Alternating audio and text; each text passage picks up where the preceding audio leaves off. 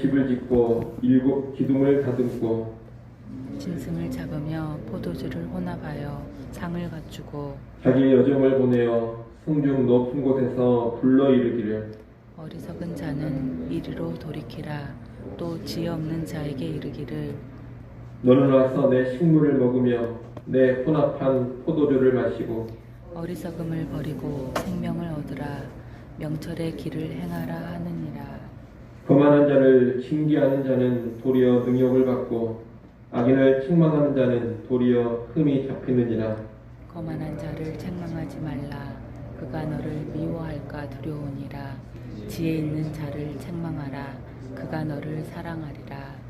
지혜 있는 자에게 교훈을 더하라. 그가 더욱 지혜로워질 것이요 의로운 사람을 가르치라. 그의 학식이 더하리라. 여호와를 경외하는 것이 지혜의 근본이요 거룩하신 자를 아는 것이 명철이니라. 나 지혜로 말미암아 내 날이 많아질 것이요 내 생명의 해가 내게 더하리라. 내가 만일 지혜로우면 그 지혜가 내게 유익할 것이나 내가 만일 거만하면 너 홀로 해를 당하리라.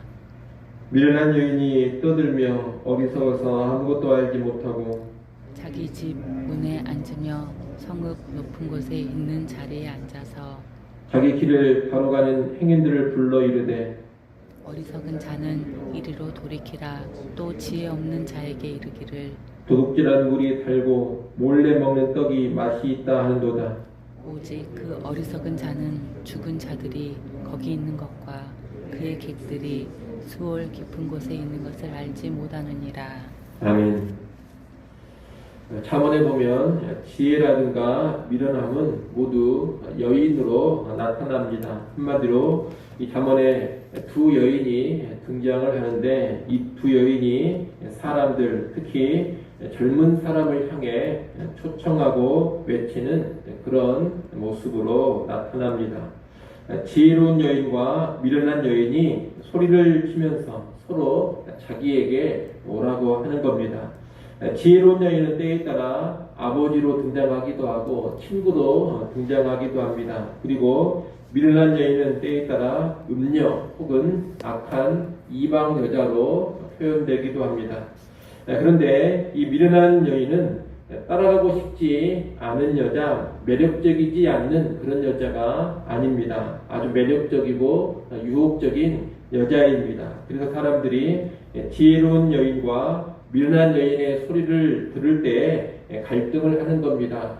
지혜로운 여인의 소리를 듣고 지혜의 길로 갈 것인가, 미련한 여인의 소리를 듣고 우미한 길로 갈 것인가, 그런 갈등을 심하게 하는 겁니다. 오늘 본문 1절로 6절을 보면 지혜로운 여인의 초청이 나옵니다.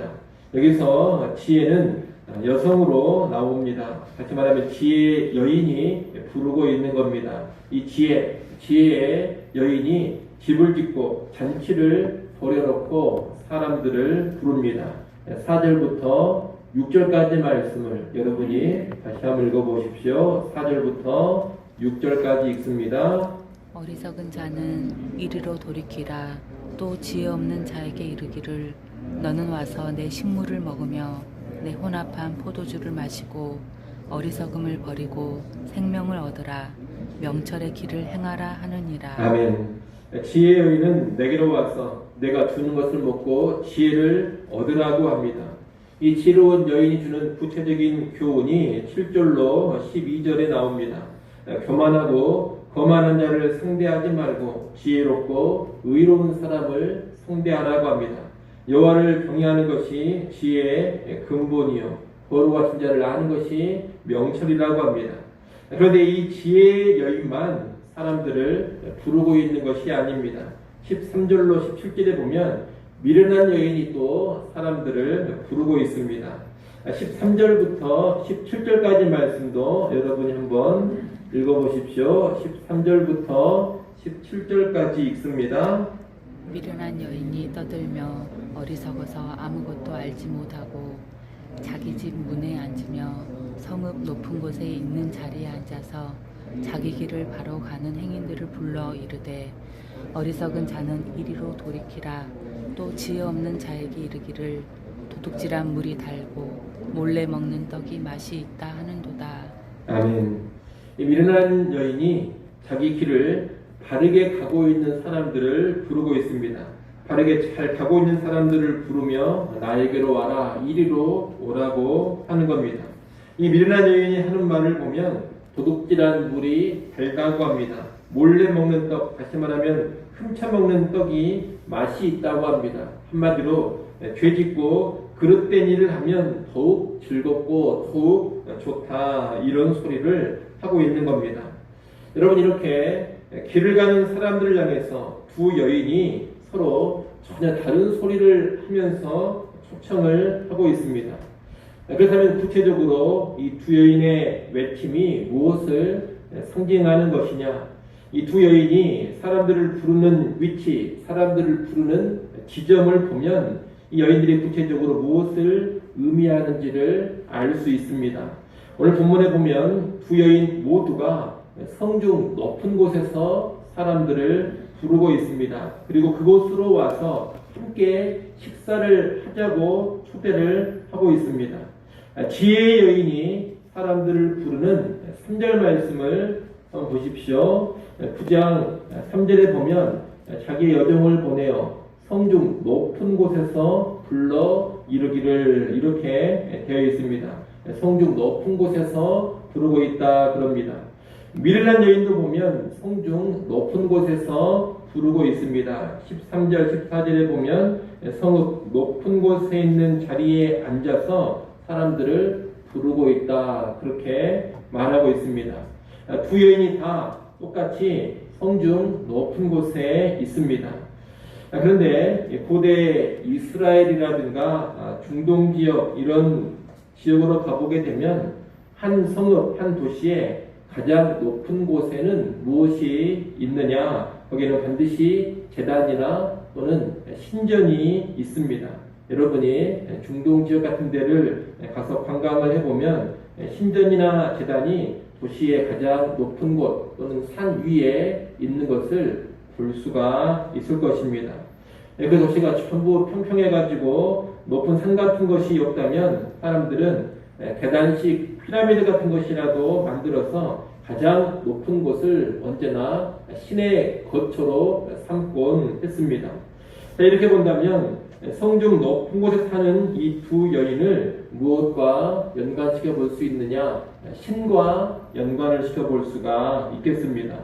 성중 높은 곳에 사는 지혜의 여인의 외침은 무엇이냐? 바로 여호와 하나님의 소리를 의미합니다. 지혜의 여인은 하나님의 지혜입니다. 그러면 역시 성중 높은 곳에서 외치고 있는 미련한 여인의 외침은 무엇이냐? 여러 이방신들 우상의 소리를 의미합니다.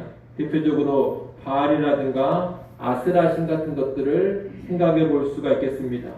이스라엘 백성들을 향해서 계속해서 이 두 가지 소리가 들려지고 있는 겁니다. 여호와 하나님의 소리와 우상 이방신의 소리, 달리 말하면 하나님의 소리와 세상의 소리, 이 두 소리가 주의 백성을 향해, 이스라엘 백성을 향해서 늘 들려지고 외쳐지고 있는 겁니다. 이 두 소리를 들으면서 어떤 소리를 듣고 따라갈 것인가, 이것이 관건입니다. 지혜로운 여인의 소리, 다시 말하면 하나님의 소리를 듣고 따라가면 살게 되고 번영을 누리게 됩니다. 그러나 미련한 여인의 소리, 다시 말하면 우상이나 이방신의 소리를 듣고 따라가게 되면 사망과 파멸에 떨어지게 됩니다.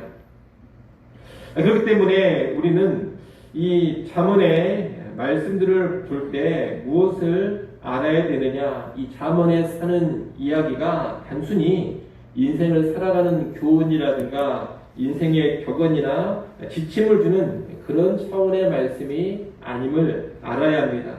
이 잠언의 말씀은 본질적으로 우상의 소리나 세상의 소리를 들으며 살지 말고 하나님의 소리, 하나님 말씀의 소리를 들어라, 이런 권면을 하고 있는 책인 겁니다. 그러므로 여러분이 이 잠언을 읽으면서 그저 내가 말조심을 해야 되겠다, 내가 게으르면 안 되겠다, 음행을 하면 안 되겠다, 이런 정도의 교훈이나 얻고 있다면 수박 8개씩으로 잠언을 읽고 있는 겁니다. 잠언을 통해서 하나님을 경외해야 하는구나. 하나님의 말씀의 소리를 들으며 살아야 하는구나. 하나님 말씀대로 사는 것이 온전한 지혜로구나. 이런 것을 배워야 잠언을 제대로 읽는 겁니다. 오늘 우리가 살아가는 인생에서도 여러분들 두 가지 소리가 들려온다는 것을 아셔야 합니다. 하나님의 소리가 우리 귓가에 들려지고 있고 동시에 세상의 소리가 우리 귓가에 들려지고 있습니다. 스스로의 힘으로 얼마든지 구원받을 수 있다. 이런 세상의 소리가 있는 반면에 너는 죄인이고 오직 하나님의 의대로만 예수 그리스도의 공로로만 구원을 받는다. 이런 하나님의 소리가 우리 귓가에 들려옵니다. 또 내 인생의 주인은 나다는 세상의 소리가 들려오면서 동시에 너의 인생의 주인은 바로 여호와 하나님이시라는 그런 주의 소리가 들려옵니다. 내 자신을 사랑하며 살라는 세상의 소리와 더불어서 하나님과 이웃을 사랑하며 살라는 하나님의 소리가 들려옵니다. 돈이 최고라는 세상의 소리와 더불어서 돈을 사랑하지 말라는 하나님의 소리가 들려옵니다. 자꾸 더 욕망을 키워가라는 세상의 소리와 더불어서 자족하고 감사하며 살라는 하나님의 소리가 함께 들려져 오는 겁니다. 여러분 우리 귓가에는 언제나 이런 상반된 소리가 들려옵니다. 우리는 도처에서 오늘날 세상의 소리를 듣고 살아갑니다. 주변의 사람들을 통해서 또는 소위 전문가라는 사람들의 의견을 통해서 책과 노래를 통해서 TV나 영화나 드라마를 통해서 세상의 소리가 계속해서 외쳐지고 있습니다. 30초짜리 아주 짧은 TV 광고 하나를 통해서도 세상의 가치와 세상의 소리가 크게 들려지고 있는 겁니다. 하지만 여러분 세상의 소리만 들려지는 게 아닙니다. 동시에 하나님께서도 하나님의 소리를 우리에게 아주 강하게 들려주고 계십니다. 우리가 이미 잠언 8장에서 봤던 것처럼 도처에서 하나님의 소리, 지혜의 소리가 들려지고 있다는 겁니다. 우리는 이 두 소리 앞에서 하나님의 소리를 듣고 따라갈 수 있어야 하겠습니다. 세상의 소리를 거절하고 하나님의 소리를 따라가야 하는 겁니다. 우리가 교회에 오는 것에 커다란 유익 중에 하나는 뭐냐? 교회로 오게 되면 하나님의 소리를 분명히 그리고 똑똑히 들을 수 있게 된다는 겁니다. 그런 여러분은 교회로 오시면 언제나 하나님의 소리에 귀를 기울이시고 그 하나님의 소리를 따라가시기를 바랍니다.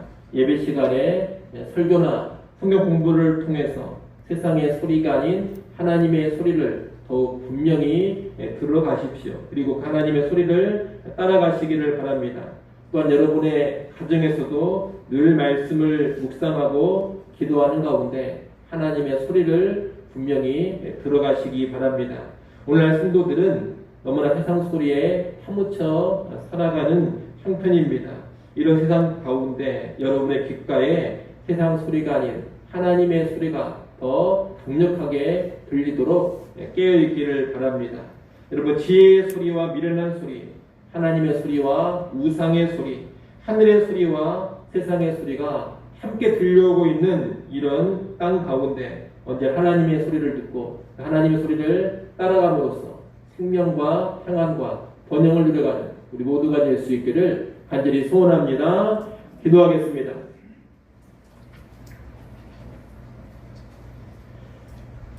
하나님 아버지, 우리가 살아가는 이 세상에 언제나 하나님의 소리와 살아가고 부패한 세상의 소리가 함께 들려오고 있음을 잘 알게 하여 주시옵소서. 우리 귓가에 들려오는 이 두 소리 가운데 언제나 지혜의 소리, 하나님의 소리 따라가게 하여 주시옵소서. 세상의 소리와 우상의 소리를 따라가는 미련한 자 결코 되지 않게 하여 주옵소서. 하나님 말씀의 소리를 따라감으로써 언제나 생명 누리게 하시고 평강 누리게 하시며 번영을 누리게 하여 주시옵소서. 아버지 하나님, 이 새벽 시간에도 다시 우리를 깨워주시고 하나님 앞으로 불러주셔서 감사합니다. 주 앞에 나와싸우니 우리의 모든 염려를 다 내려놓게 하시고 우리의 모든 형편 상황 속에서 우리 감사함으로 구해야 할 것을 하나님께 아뢰게 하여 주시옵소서. 기도하는 시간을 통하여서 세상이 줄 수 없는 평강을 누리게 하시며 하나님을 의지함으로써 힘과 능력을 공급받아 승리하는 삶으로 나아가게 하여 주시옵소서. 오늘 하루 살아갈 때에도 늘 기뻐하게 하시고 모든 일에 감사하게 하시며 늘 깨어 기도하고 근신하는 삶으로 나아가게 하여 주옵소서. 예수님의 이름으로 기도드리옵나이다. 아멘.